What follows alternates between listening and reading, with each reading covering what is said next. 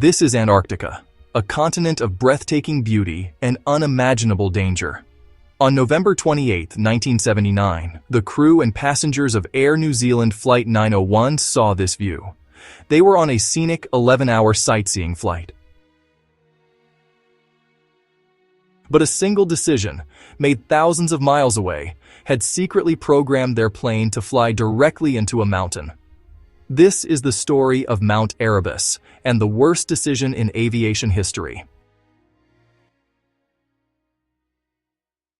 In the 1970s, Air New Zealand pioneered flight-seeing tours to Antarctica. It was a masterpiece of marketing, a round trip from Auckland to the ice continent and back, all in a day. Passengers would get a low-level, stunning view of McMurdo Sound and the active volcano, Mount Erebus. The aircraft was a state-of-the-art McDonnell Douglas DC-10. Its navigation was managed by an inertial navigation system, or INS. Think of it as the GPS of its day. The crew would input a series of waypoints, specific coordinates, and the computer would guide the plane along that precise path. The original flight plan for Flight 901 was well established and safe. It took the plane down McMurdo Sound, keeping it well clear of the 12,450-foot Mount Erebus. The coordinates for the waypoints were based on years of successful flights. But just before this fateful flight, one man made a change.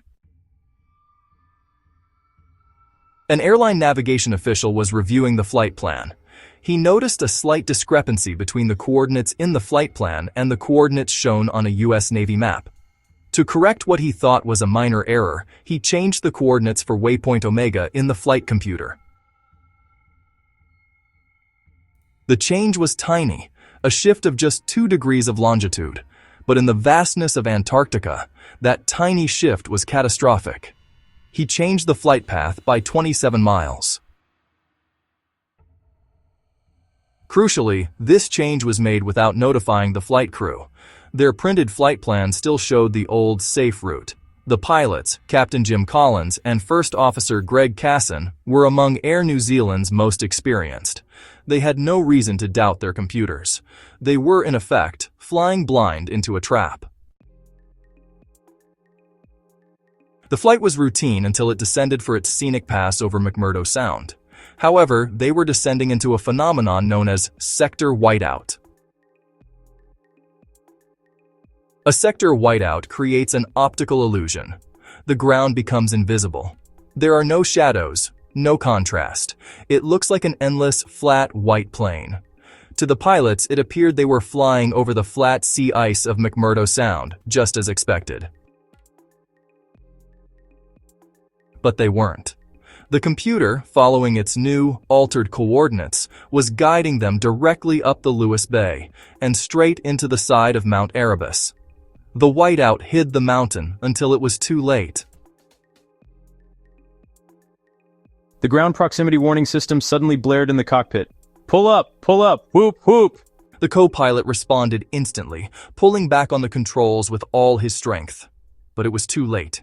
They had less than 2 seconds. The crash killed all 257 people on board. It was, and remains, New Zealand's deadliest peacetime disaster. But the tragedy was compounded by what happened next. The initial investigation, led by the Chief Inspector of Air Accidents, placed the blame squarely on pilot error. The report claimed Captain Collins flew too low in poor visibility. This devastated the family's and the airline's reputation, but the pilot's colleagues and a Royal Commission of Inquiry, led by Judge Peter Mahon, refused to accept it. Mahon's investigation was relentless. He uncovered the change to the flight coordinates. He discovered a culture within the airline of covering up this critical error. He famously stated that the airline had presented a case of, and I quote, an orchestrated litany of lies. The single worst decision wasn't just changing the coordinates, it was the subsequent decision by the organization to conceal its mistake and scapegoat the dead pilots. So, what is the true single worst decision? It was the decision to alter a critical flight path without a robust, fail-safe system of verification and communication. It was a failure of system and culture, not just of an individual. The legacy of Flight 901 transformed aviation safety worldwide. It highlighted the deadly danger of over-reliance on automation. It forced airlines to implement stricter protocols for changing flight plans and to drastically improve cockpit resource management. The crash of Flight 901 is a stark lesson. In a complex system, a single small error, when combined with poor communication and a culture that avoids accountability, can and will lead to catastrophe. The 257 souls lost on the slopes of Mount Erebus paid the ultimate price for that lesson.